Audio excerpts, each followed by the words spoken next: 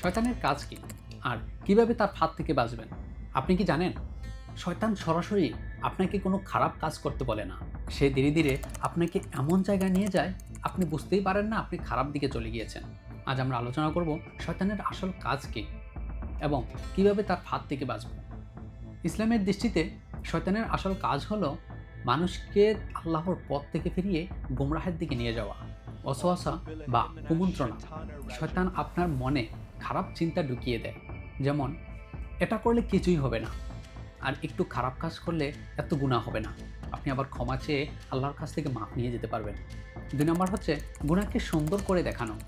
যে কাজটা হারাম সেই কাজটা শয়তান এমন বাজে আপনার সামনে উপস্থাপন করে যেটা আপনার দেখলে মনে হয় এটাই সঠিক। ৩ নম্বর হচ্ছে ভালো কাজ থেকে বিরত রাখা। উদাহরণস্বরূপ, যখন আপনি নামাজ পড়তে যান তখন আপনার শরীরটা হঠাৎ একটু ঘুম পাচ্ছে Sleep, not prayer. Decide your future. বা একটু অলসতা লাগছে, না আজকে এখন জোহর নামাজের সময়, আমি এখন জোহর নামাজটা না পড়লেও চলবে, আসরের সাথে আমি একসাথে পড়ে নেব। এটা হচ্ছে শয়তানের একটি বড় কাজ। ৪ নম্বর হচ্ছে দুনিয়ার মোহে ডুবে থাকা।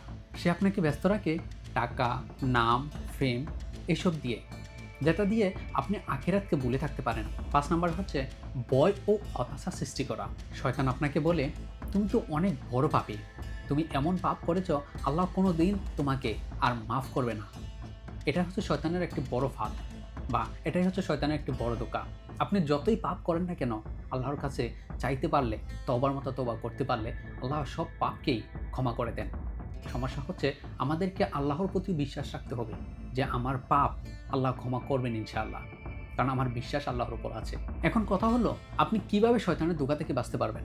১ নম্বরে হচ্ছে আল্লাহর স্মরণ বা জিকির করা। যখন আপনার মাথায় খারাপ কোনো চিন্তা আসছে তখন আপনি পড়বেন আউযুবিল্লাহি মিনাশ শাইতানির রাজিম। ২ নম্বরে হচ্ছে ৫ ওয়াক্ত নামাজ সঠিক রাখা।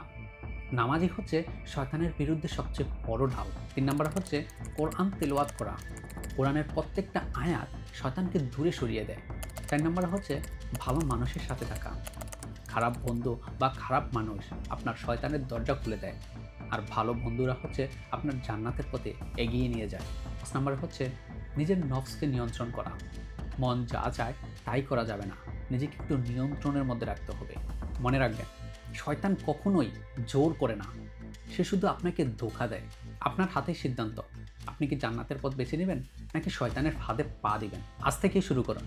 আপনার একটি ছোট্ট সিদ্ধান্ত আপনার জীবনকে বদলে দিতে সক্ষম। যদি এই ভিডিওটি আপনাদের কাছে ভালো লাগে, লাইক, কমেন্ট, সাবস্ক্রাইব করে পাশে থাকার অনুরোধ রইল। আসসালামু আলাইকুম ওয়া রাহমাতুল্লাহি ওয়া বারাকাতুহু।